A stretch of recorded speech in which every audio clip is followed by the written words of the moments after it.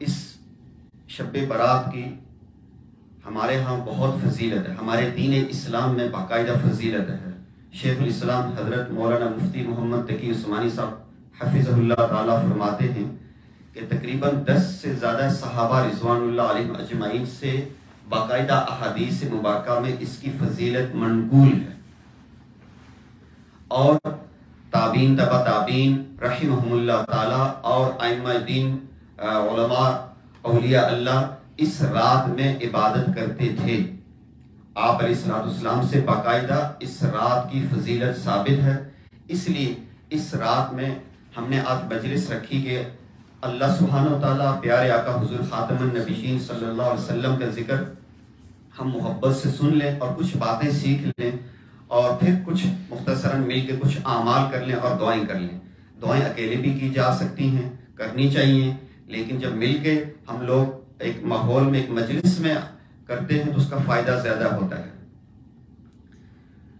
تو آج کی رات میں اللہ سبحانہ و تعالیٰ کی طرف سے خصوصی مہربانی ہوتی ہے۔ ایک حدیث مبارکہ کا مفہوم ہے کہ آج کی رات میں جو لوگ عبادت کرتے ہیں، اللہ سبحانہ و تعالیٰ سے سچے دل سے معافی مانگتے ہیں، اللہ سبحانہ و تعالیٰ ان لوگوں کی بخشش فرما دیتے ہیں۔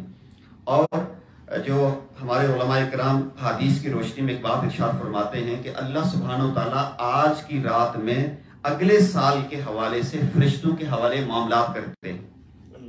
تقدیر تو اللہ سبحانہ و تعالیٰ نے پہلے سے لکھنی ہوئی ہے، آج کی رات فرشتوں کے حوالے کیے جاتے ہیں معاملات۔ مثال کے طور پہ آئندہ سال پورا کس کو کتنا رزق ملے گا، کس نے مرنا ہے، کس نے پیدا ہونا ہے، کس کے اوپر کیا آزمائش تکلیف آتی ہے۔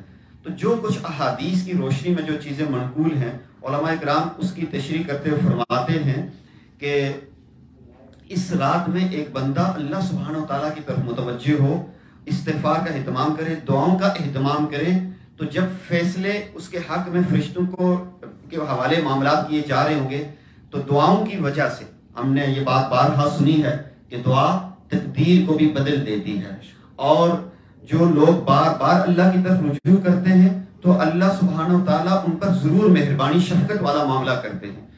تو جب ہمارے معاملات فرشتوں کے حوالے ہو رہے ہوں تو اگر ہم اللہ کی طرف متوجہ ہوں، استغفار کریں، اللہ سے فریادیں کریں، عافیت سلامتی مانگیں، تو یقینی بات ہے کہ آئندہ سال ہمارا اچھا گزرے گا۔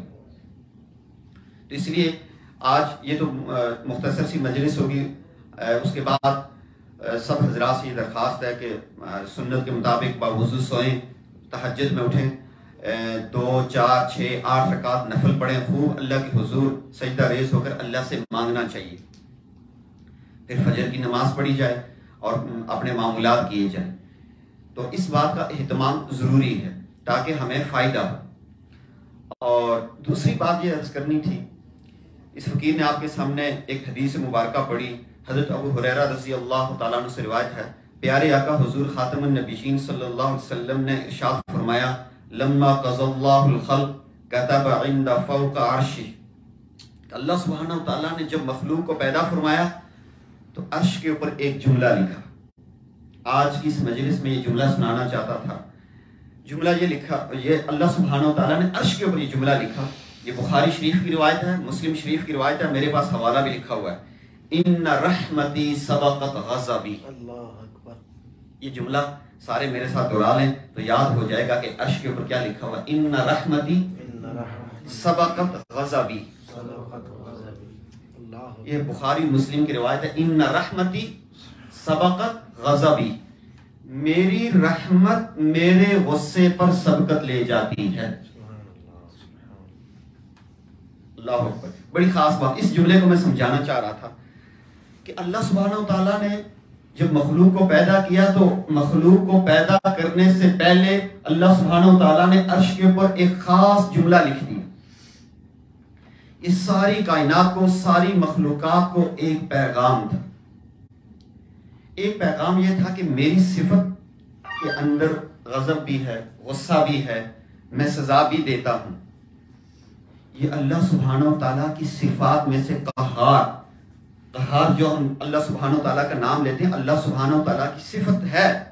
اللہ سبحانہ و تعالیٰ غصہ کرتے ہیں، ناراض بھی ہوتے ہیں، سزا بھی دیتے ہیں، لیکن اس کے بارے میں یہ عظیم الشان بات ارشاد فرما دی کہ ساری مخلوقات کو یہ پیغام چلا جائے کہ میرے اندر غصہ موجود ہے، لیکن میرے غصے کے اوپر میری دوسری بڑی صفت، میری رحمت، میری نرمی، میرا رحم، میرا کرم، میرا ترس اس میرے غصے والی صفت کے اوپر غالب آ جاتا ہے۔ اگر میں غصے میں بھی ہوں تو میری رحمت میرے غصے پر غالب آ جاتی ہے۔ آپ کہیں بھی قرآن حدیث کی روشنی میں کہیں بھی یہ نہیں پڑھیں گے کہ اللہ سبحانہ و تعالیٰ کی رحم کے اوپر اللہ کا جلال، اللہ کا غضب، اللہ کا غصہ غالب آ جائے۔ جتنا قرآن میں تذکرہ ہے، جتنا احادیث مبارکہ میں تذکرہ ہے، تو اس کا مفہوم یہی ملتا ہے کہ اللہ کی رحمت، اللہ کا رحم، ترس اللہ کے غصے پر غالب آ جاتا ہے۔ مطلب کیا ہوا؟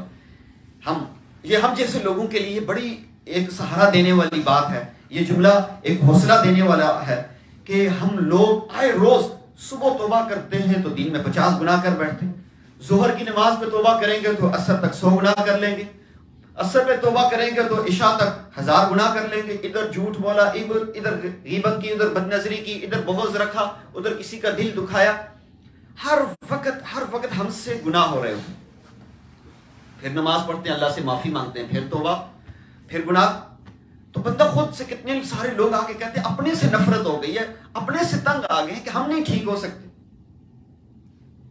خصوصاً آج کا نوجوان اکثر، تو میں نے قرآن پاک ایک آیت مبارکہ پڑھی، اس کا مفہوم یوں ہے، قل یا عبادی الذین اسرفوا، اے میرے پیر مرشد فرمایا کرتے ہیں یا عبادی، جب عبادی کا لفظ آتا ہے نا تو اس کا ہم اپنے انداز میں مفہوم والا ترجمہ کریں تو یوں بنتا ہے، اے میرے پیارے بندو، یا عبادی میرے بندو، الذین اسرفوا علی انفسہم، جن لوگوں نے اپنی جانوں پر ظلم کر لیا، بار بار گناہ، ظلم کا میں اگر مفہوم عرض کروں تو زندگی میں کروڑوں گناہ کر لی، اور ابھی بھی آگے بھی کوئی سمجھ نہیں ہے کہ ہم واقعی ہم نیک بن سکیں گے، تو ان کے لیے جملہ فرمایا لا تقنطوا من رحمت اللہ،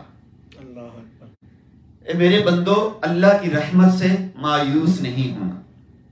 تو آج کے زمانے میں ہر طرف بڑی عمر کے لوگوں کو دیکھا، مردوں کو دیکھا، عورتوں کو دیکھا، شادی شدہ کو دیکھا، بچوں والوں کو دیکھا، گاڑی والوں کو دیکھا، گھر والوں کو دیکھا، کسی نہ کسی آزمائش، پریشانی، تکلیف میں مبتلا۔ تو ایسے لوگوں کے لیے یہ چیز ہے۔ اور پھر جو جیسے عموماً ہمارے دجالی فتنے کے زمانے میں جی رہے ہیں، موبائل اٹھاتے ہیں گناہ، باہر نظر اٹھاتے ہیں گناہ، ہر طرف گناہ، تو ان کے لیے ان رحمتی توجہ کیجیے گا، آن لائن والے لوگ بھی یہ جملہ لکھیں، ان رحمتی سبقت غضبی، 4 الفاظ ہیں، ان رحمتی بے شک میری رحمت، سبقت غضبی میرے غصے پر غالب آ جاتی ہے۔ یہ جملہ اگر ہم ساری زندگی اس کو ذہن میں رکھیں، اردو مفہومی ذہن میں رکھیں، تو شیطان کا لقمہ بننے سے ہم بچ جائیں گے۔ جب بھی انتہا درجے کی پریشانی آئے تو اس جملے کو یاد کریں کہ اللہ کی رحمت اللہ کے غصے پر غالب آ جاتی ہے۔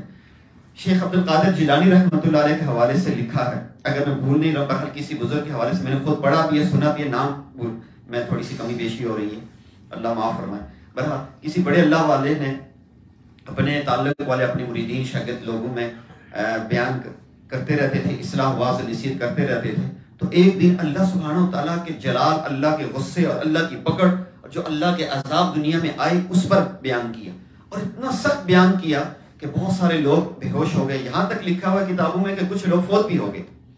تو اللہ سبحانہ تعالیٰ نے الہام کیا، اللہ سبحانہ تعالیٰ نے الہام کیا۔ اب لوگ آ کے پوچھتے ہیں یہ کیا بات ہے؟ بعض نئے لوگوں کے لیے میرے اور آپ کے دل میں، ہم کہتے ہیں اچانک سے میرے دل میں ایک بات ہے، یہ خیال آیا۔ یہ 3 جگہوں سے خیال آتا ہے، ایک رحمان کی طرف سے، ایک نفس کی طرف سے، ایک شیطان کی طرف سے۔ رحمان کی طرف سے فرشتے بھی آ کے القاء کرتے ہیں بات، ہم کہتے ہیں نا اچانک سے، ہم کہتے ہیں ہمیں آئیڈیا، یہ سائنسدان لوگ بھی کہتے ہیں یہ ہمارا آئیڈیا ہے، یہ ہم نے ریسرچ کی ہے، میرے دل دماغ میں یہ بات ہے اور میں نے یہ چیز لکھ دی۔ کون ڈالتا ہے؟ اللہ سبحانہ تعالیٰ کی ذات۔ جو نیک لوگ ہوتے ہیں نا، اللہ کے ولی، اللہ کے سچے دوست ہوتے ہیں، ان میں اور ہم میں فرق یہ تو انہیں پہچان ہو جاتی ہے کہ میرے دل میں یہ جو بات آئی ہے یہ رحمان کی طرف سے ہے، شیطان کی طرف سے یا نفس کی طرف سے، فرق اتنا سا ہوتا ہے۔ تو جو رحمان کی طرف سے بات ہوئی ہم اس کو کہتے ہیں الہام، اور القاء کا لفظ استعمال کیا جاتا ہے کہ رحمان کی طرف سے القاء ہوا، الہام ہوا. تو اللہ سبحانہ و تعالیٰ نے اپنے ان محبوب بندے پر الہام کیا، میرے بندے یہ کیا کیا ہے، میرے غصے کو، میرے جلال کو، میرے غضب کو آپ نے اتنا بیان کیا، یہ لوگ بے ہوش ہو کے فوت ہو گئے. تو انہوں نے واپس جواب عرض کیا، یا اللہ 18 سال تو آپ کی رحمت کے تذکرے ان کو سناتا رہا، یہ سدھرتے نہیں تھے. تو واپس اللہ نے واپس الہام کیا، میرے بندے کیا 18 سال میں میری رحمت ختم ہو گئی تھی؟ الحمدللہ رب العالمین الرحمن الرحیم. ہم کہتے ہیں نہایت مہربان، بہت زیادہ رحم کرنے والے. تو یہ جو اللہ کی رحمت صفت ہے نا، یہ بہت کمال کی صفت ہے، یہ ہم جیسے لوگوں کے لیے بڑا سہارا ہے. اللہ سبحانہ و تعالیٰ کل قیامت والے دن جب حضرت سیدنا ابو بکر صدیق رضی اللہ تعالیٰ عنہ کو پیارے آقا حضور خاتم النبیین صلی اللہ علیہ وسلم حساب کتاب یہ پیش کریں، اس سے پہلے یہ حدیث میں باقاعدہ تذکرہ ہے کہ اللہ کا اتنا غصہ ہوگا کہ سارے انبیاء تھر تھر کانپ رہے ہوں گے. سارے لوگ حضرت آدم علیہ السلام کے پاس جائیں گے، چلتے چلتے حضرت عیسیٰ علیہ السلام کے پاس، اور آخر میں حضرت عیسیٰ علیہ السلام فرمائیں گے کہ محبوب کل جہاں صلی اللہ علیہ وسلم کی خدمت میں حاضر ہو کے عرض کریں. وہ جا کے یہ بات عرض کریں کہ اللہ پاک حساب کتاب شروع کریں. حساب کتاب شروع نہیں ہو رہا ہوگا تو محبوب صلی اللہ علیہ وسلم سجدے میں گر پڑیں گے، وہ تعریف کریں گے جو آج تک کسی نے تعریف نہیں کی ہوگی. مختصر میں اشارہ کرتے بات کر رہا ہوں. اور جب اللہ پاک فرمائیں گے کہ میرے محبوب سجدے سے سر اٹھائیں اور حساب کتاب کے لیے پیش کریں، تو حدیث میں باقاعدہ اس بات کا تذکرہ کہ اللہ کا غصہ نازل ہو رہا ہوگا، جلال میں ہوں گے اللہ پاک. تو پیارے آقا حضور خاتم النبیین صلی اللہ علیہ وسلم اٹھیں گے اور دائیں طرف جائیں گے. حضرت سیدنا ابو بکر صدیق رضی اللہ تعالیٰ عنہ، امام العاشقین، امام المحبین، اللہ اکبر. ہم غار ثور کا تذکرہ کر رہے تھے کل. غار ثور میں حضرت مولانا عبد القادر صاحب وہاں باتیں ارشاد فرما رہے تھے. وہاں میں ایک واقعہ ذہن میں آ کے مختصر عرض کر دیتا ہوں. جب غار ثور کی طرف جو حضرت نے ارشاد فرمایا کہ مدینہ طیبہ دوسری طرف تھا اور غار ثور دوسری طرف تھا، تو اب مدینہ طیبہ جانے کے بجائے آپ علیہ السلام نے حکمت بصیرت کے طور پر غار ثور کی طرف الٹا تشریف لے گئے تاکہ ان لوگوں کو پتہ نہ چلے. حکمت بندے کو سوچ سمجھ کے دماغ استعمال کرنا چاہیے. تو خیر جب آپ علیہ السلام تشریف لے گئے اور پیچھے لوگ ڈھونڈ رہے تھے، حضرت نے کل سمجھا دیا تھا. تو برہا مختصر ابو جہل اس نے ایک کھوجی کا انتظام کیا. کھوجی کہتے ہیں پاؤں کے نشانات کو پہچاننے والا. تو اس وقت کے ماہر جو کھوجی تھے اس کا انتظام کیا. وہ کھوجی چلتا ہوا جا رہا تھا اور ایک جگہ جا کے کھڑا ہو گیا غار ثور سے پہلے نیچے. تو ابو جہل نے پوچھا کیا؟ اس نے کہا میرے دماغ نے کام چھوڑ دیا. ابو جہل نے پوچھا کہ کیا مطلب؟ اس نے کہا پیچھے سے 2 بندے آ رہے ہیں اور یہاں پہنچ کر ایک بندہ نہ آگے گیا، نہ دائیں گیا، نہ بائیں گیا، نہ پیچھے گیا. یا وہ اوپر آسمان پہ چلا گیا یا نیچے زمین میں چلا گیا. آگے ایک ایک بندے کے قدموں کے نشانات جا رہے ہیں، دوسرا بندہ نظر نہیں آ رہا. یہ وہ ابو بکر صدیق رضی اللہ تعالیٰ عنہ تھے. وہاں اس جگہ پہ بیٹھ گئے، پیارے آقا سے عرض کیا پیارے آقا میرے کندھوں پہ سوار ہو جائے. اس جگہ پہ آ کے ایک بات کہا کرتا ہوں. یہ بعض لوگ کہتے ہیں نا مولوی لوگ بڑے سخت دل ہیں، یہ ایک دم جذبات میں آتے ہیں.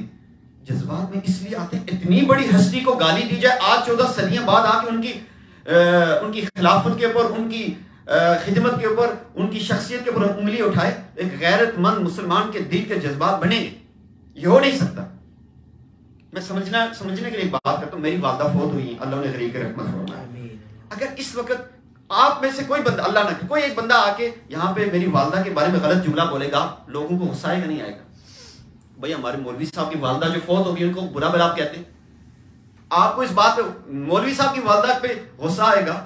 تو ابو بکر صدیق رضی اللہ تعالیٰ عنہ کی ذات کے اوپر کوئی انگلی اٹھائے اور کسی کے اندر ایمانی غیرت موجود ہو، وہ کیسے اس کو غصہ نہیں آئے گا؟ ابو بکر صدیق رضی اللہ تعالیٰ عنہ کے کندھوں پہ سوار ہو کے غار ثور دیکھ کے آئے. کل کوئی بتا رہے تھے کم سے کم 1.5 گھنٹہ، کوئی کہہ رہے تھے 2 گھنٹے، کوئی کہہ رہے تھے 2.5 گھنٹے، کوئی کہہ رہے تھے 3 گھنٹے لگیں گے. اوپر پہنچتے ہوئے 3 گھنٹے لگیں گے. 51 سالہ ابو بکر صدیق رضی اللہ تعالیٰ عنہ نے 53 سالہ 40 نبیوں کی طاقت رکھنے والے ایک طاقتور پرگوشت جسم والے پیارے آقا حضور خاتم النبیین صلی اللہ علیہ وسلم کو کندھوں پہ بٹھایا اور غار ثور پہ پہنچایا. انہیں ابو بکر صدیق رضی اللہ تعالیٰ عنہ سے آپ علیہ السلام فرمائیں گے ابو بکر آ جاؤ حساب کتاب کے لیے. ابو بکر صدیق رضی اللہ تعالیٰ عنہ رونا شروع ہو جائیں گے، اللہ کے نبی میں تو 40 سال کی عمر میں ایمان لایا، لیکن پیارے آقا مختصراً بات آپ علیہ السلام فرمائیں گے ابو بکر آپ کو جانا ہوگا۔ جب ابو بکر صدیق رضی اللہ تعالیٰ عنہ جا کے سجدہ کریں گے تو اللہ سبحانہ تعالیٰ کا غصہ رحمت میں بدل جائے گا۔ اللہ اکبر۔ تو میں جو رحمت والی بات سمجھانا چاہ رہا ہوں، اس کے بعد اتنا رحمت والا معاملہ ہوگا کہ کتابوں میں لکھا ہے، حضرت مولانا مفتی طیب قاسمی صاحب رحمۃ اللہ علیہ نے لکھا ہے کہ ایک وقت آئے گا شیطان بھی سر اٹھا کے دیکھے گا اللہ کی اتنی رحمت نازل ہوگی، وہ بھی سوچے گا کہ شاید آج میری بھی مغفرت ہو جائے۔ اللہ سبحانہ و تعالیٰ بہت زیادہ اچھے ہیں، بہت زیادہ رحمت والے ہیں، بہت زیادہ کرم والے ہیں۔ ہمیں یہاں آ کر اور جو لوگ یہاں نہیں آئے سب کو اللہ کی رحمت کو یاد کرنا چاہیے آج کی رات میں، اور ساری زندگی اللہ بہت رحمت والے ہیں، اور یہ چیز زندگی میں آگے بڑھنے کا حوصلہ دیتی۔ کتنے سارے لوگوں کے ساتھ عجیب و غریب مسائل، پریشانیاں، دکھ، غم لگ جاتے ہیں۔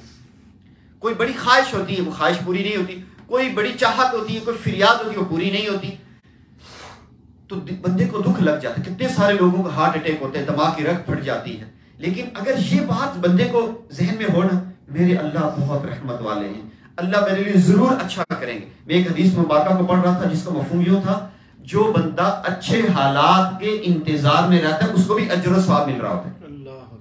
یعنی اس کے برے حالات ہیں، اس کے حالات اچھے نہیں ہو رہے، بار بار وہ انتظار میں ہے، آج میرے اللہ حالات کل اچھے کر دیں گے، پرسوں اچھے کر دیں گے۔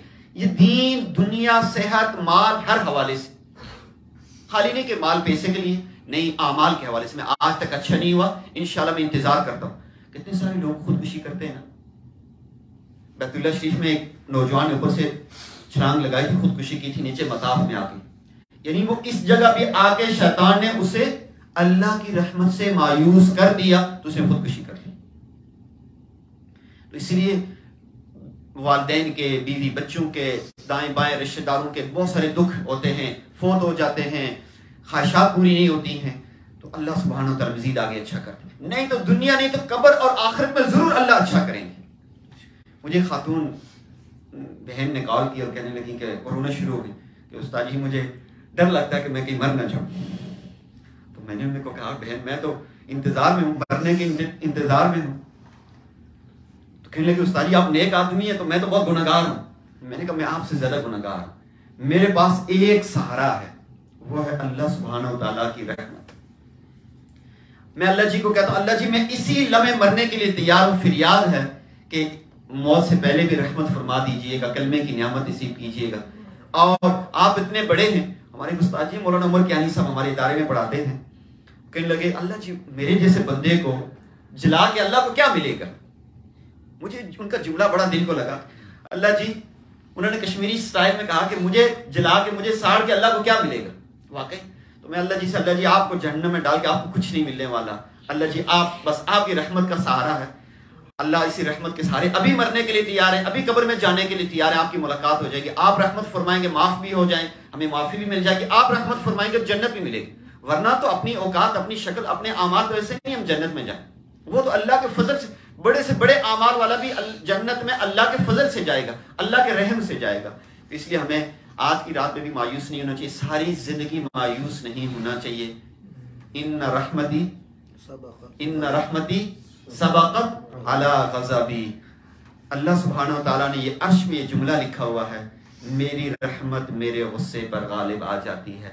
ہمارا معاملہ بھی جب کریم رب کے سامنے پیش ہوگا انشاءاللہ، ہم اللہ سے گمان رکھتے ہیں انا عند ظن عبدی بی، جو اللہ سے جیسا گمان رکھے گا اللہ سبحانہ و تعالیٰ اس کے ساتھ ویسا معاملہ فرمائیں گے۔ ہم بھی اللہ سے یہ گمان رکھتے ہیں جب ہمارا معاملہ پیش ہوگا، اس دنیا کے معاملات، قبر کے معاملات، آخرت کے معاملات، اللہ کی رحمت انشاءاللہ اللہ کے فضل و کرم سے اللہ کے غصے پر غالب آ جائے گی۔ وآخر دعوانا الحمدللہ رب العالمین۔ اب حافظ صاحب سے پھر درخواست ہو، کچھ باب پھر دعاؤں کا وہ نعت کا کہہ رہے تھے، ایک نعت سنا دیں، میرا دل بدل دے۔ ہم نقشبندی لوگ ہیں، روحانیت کے ساتھ تعلق ہے، تو اس حوالے سے ایک وہ ہے بہت زیادہ حافظ صاحب سے کہ میرا دل بدل دے، حافظ صاحب پڑھ لیں، اور اس کے بعد مختصراً ہم ٹوٹے پھوٹے زیادہ لمبا چوڑا نہیں کریں گے، مختصراً توبہ کے کلمات اور استغفار و درود شریف سارے مل کے 5-7 دفعہ پڑھ کرنے کے بعد پھر ہم مراقبہ اور دعا کریں گے۔